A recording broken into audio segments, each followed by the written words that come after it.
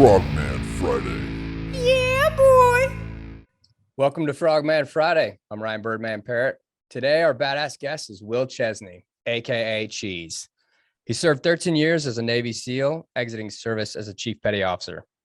He's a professional speaker, authoring the books No Ordinary Dog and Warrior Dog. He's also an ambassador for Warrior Health Foundation.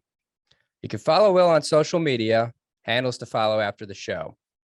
To learn more about the book, No Ordinary Dog and Warrior Dog, shop your local bookstores and scoop up a copy. Brother, welcome to the show. Hey, what's up, man? Thanks for having me on. Good to see you. I'll start it off because I like to connect. If I serve with somebody or I did anything with somebody, I like to connect it. So I got to actually go to Bud's and be in Will's class. And that was really cool because nothing has changed. That was in 2003 we went through together. And you haven't changed at all. You know, you're still the same humble, quiet guy.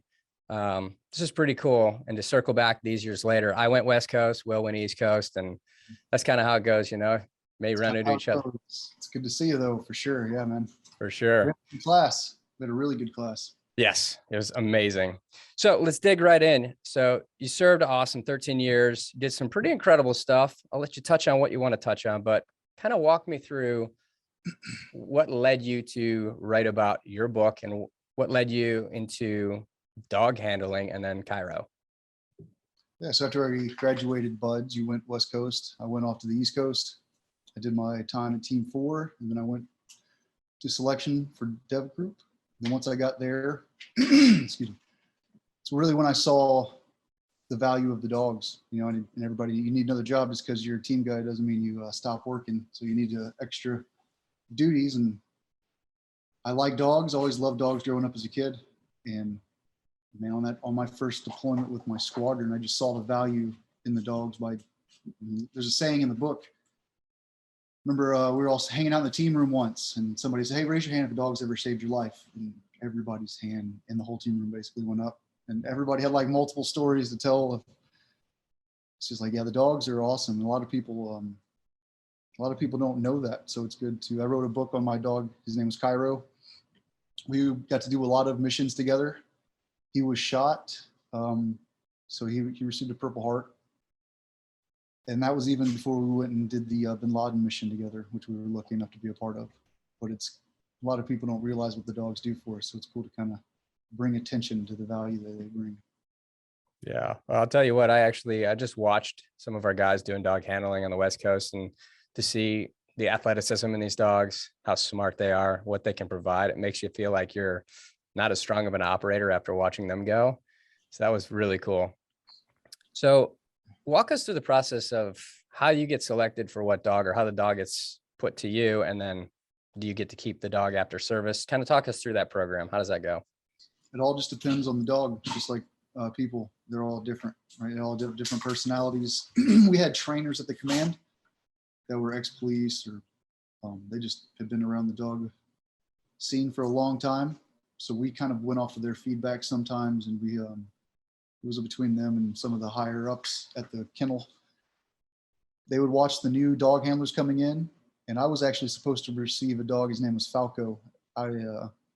He was one of our working dogs on our first deployment. He unfortunately he died before we returned home from that deployment. But I had expressed on that deployment that I wanted to be a dog handler, and I was supposed to receive Falco. He's gonna be my dog when we returned home. He didn't make it. So when we got back, we had a new group of dogs, a new group of handlers. So the trainers and the head shed would evaluate the different personalities, who pairs up well with who. And there was two dogs that stuck out in my mind, Bronco and Cairo. They were both just, like you said, hard working dogs. Yeah, they were all really good working dogs, but just those two stuck out a little bit. And ended up, the call was made. I got Cairo, and it was a very good call. Cairo ended up getting shot on his one of his first deployments, and Bronco was the dog that replaced him for the remainder of the deployment. So I got to work with both dogs, and me and Cairo definitely made a very good pair. It was a good choice. That's incredible. So Cairo gets injured, comes back home. You work with Falco, you come back home, and then you pair up with Cairo again. He heals and you jump back in. Cairo wasn't in the scenario beforehand. It was just me and Falco wasn't even a dog handler. Falco was just going to be turned over from his handler to me once we returned. But he went after two guys hiding, trying to ambush us, and they shot him through his chest, and he didn't make it on that deployment. So Understood. that's when Cairo came in the scenario as a new dog. Okay, understood. Got it. Wow. So, I mean, you have this crazy bond with your pup because it is your teammate. It becomes your best friend, and they have the synergy, and that led you to write the book. And this book is really No Ordinary Dog. It's not based on just Will Chesney and his your service. It's based on Cairo and his life and what y'all did together. So could you, without sharing everything about your book, because everybody listening, go buy a copy, more is better. Share us a little bit about, the story of Cairo. Tell us a little bit about him. Yeah, well, the book just is supposed to be for him. I unfortunately have to be a part of the story because I was his handler. So I just wanted the book to tell his life. After we did the Bin Laden mission, his name was released into the public, and there was a few articles out there that wasn't exactly accurate. And it was a big piece of history that we got to be a part of. And it's cool to be able to tell. So basically the gist of the book goes through some of my beginnings, us going through Bud's. Then it goes through his beginnings. These dogs are just like us. They have to get selected. They're the top of the top.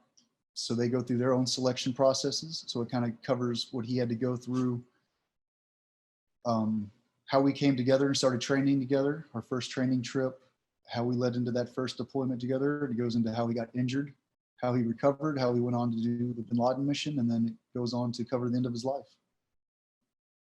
That's really, really cool. How long did it take you to write this? It took a couple years. It was not an easy process, and it all had to get approved through the command. So it took a minute. It took a couple years. Yeah, I've seen the process. I know the process firsthand. I actually wrote a book a long time ago. It had nothing to do with any of my service, but even the little snippet, if you put your name on a book, it's got to go through command approval. So I can imagine how yours was that much further down the path. That being said, you wrote another book, Warrior Dog. So tell us, why did you put this one out? Well, they liked, the publishing company liked the book so much that they wanted to do a young adult reader version of the book. So that's what Warrior Dog is. It's basically my version of the book, our version, if you will. I had to narrate both books, so I narrated No Ordinary Dog, and my ghostwriter Joe, he put big words in there. I'm like, come on, man, what are you doing? The children's book, when I narrated that was much easier. I still, of course, can't read, but I could do that one a little bit better. But that's just basically what that is. That's Takes awesome. out all the foul language and all that stuff too. That's awesome. And I know that you're huge on this stuff, and you've been, since I've been out and working with charity and that, there's some unique charities out there that really come to my mind that you just don't see enough of, that you wish were more. Warrior Health Foundation is definitely one of those. It's a great organization, and you're an ambassador for Warrior Health. So you want to share us a little bit about what you're doing with them and why they're so valuable? Yeah, we got injured in 2012 by a hand grenade overseas, and that was pretty much the end of my career. I suffered traumatic brain injury. I mixed that along with a little bit of PTSD from we lost a lot of our friends and booze. So I was in a real bad place. Ended up getting medically retired from the Navy. I had memory loss and migraines were pretty bad. My hair fell out a couple times. My fingernails fell out. It was not the best situation to be in. I was basically drinking myself to death. I've been out for 6 years now, and it took me a long time to start feeling better. I gained a lot of weight. I was up to 250 plus pounds. And I started going to these different foundations, and there's a lot of great people out there. There's a lot of good brain foundations out there that can help. And I just started getting help from these good people. And Warrior Health Foundation is the ex-teammate. Solid guy, runs a good foundation. So I think it's just very important. There's a lot of guys out there in a bad place. The suicide rate is crazy. We don't quit, so I don't doesn't really sit well with me. And there's a lot of people out there. There's a lot of people out there, not just soldiers and us. There's a lot of, life's hard, man. Everybody has you go through ups and downs. So hopefully people get some good positivity out of Cairo's book as well. Yeah. Well, I'll tell you what, man, I didn't know that you were injured, but, talking to a lot of friends that we're interconnected through, and they say that you're doing so awesome, and I'm super happy for you that you're on the up and up and you're battling that. So that's huge, man. Feeling much better these days. But yeah, somebody threw a hand grenade at us. It was all good. And nobody got messed up too bad. So all in all.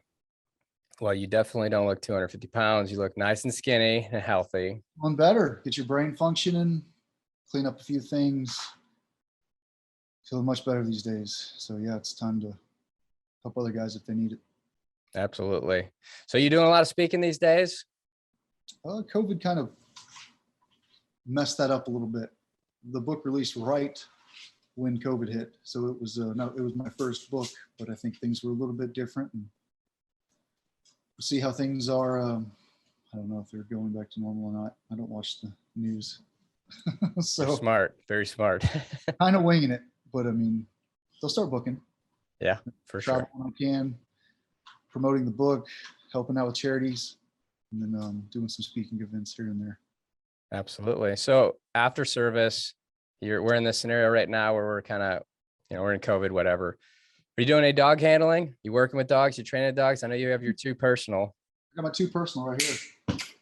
Been trying to get on the ball. It's my boy. He's lazy. We went on a long bike ride this morning. I moved into a new house. I've been trying to find a good spot to exercise them. It's hot. It's really hot here. And I just found a good spot this morning. So I've been waking up early, taking them out. But that's pretty much the only dog training I do. Maybe I'll hop in with some law enforcement every once in a while and talk tactics and handling dogs and stuff. But that's about the gist of it. I got my hands full with these 2. For sure. For sure. Well, I'll tell you what, something really cool that I've seen you do that it's really neat that nobody else is doing is you'll run into a bookstore, you'll see your copies up on the shelf, and then you'll jump inside that copy and you have the imprint of Cairo's foot and you blot it with ink and then you stick it inside the book. And it's just that super cool touch that if you're lucky enough to show up on that book and you can scoop it up, you actually have the imprint of the real Cairo. I think that's a really cool touch. Yeah, it's fun. We need to do it more often. I can't take credit for it. I think it was my girlfriend Natalie's idea. It's a really good idea. But yeah, we have it's not my book. I don't consider it Cairo's book. So we had a paw print. It was a replica of his paw print that we had made in the past, and they put it on a stamp. So he signs every book that I can possibly get my hands on. That is awesome, brother. Wow. Well, what do you want to say to everybody? I mean, you had a hell of a career. You've gotten the most amazing friends in the world because of your career, and you've done 2 books now. You're a public speaker. You're an advocate for veterans and mental health. I mean, the sky's the limit for you, brother. What do you want to tell everybody? Just hope everybody enjoys Cairo's book, and I appreciate all the positive feedback. There's been a lot of great messages coming through. Sorry if I don't always check those messages, but thank you everybody for their support and for helping my fellow teammates and myself. It's very important to me. Some guys are in a real bad place, and brain health is no joke. So I really do appreciate everybody's support. There you go. It's Will Chesney, aka Cheese. He wrote the book No Ordinary Dog, honoring Cairo. He's also got the kid-friendly version, Warrior Dog, and an ambassador for the Warrior Health Foundation. You want to learn more? We're going to put out all his handles and the website after this, so you can check out Will and keep following him. Love seeing you, brother. Appreciate your time. Good to see you too, man. Right on.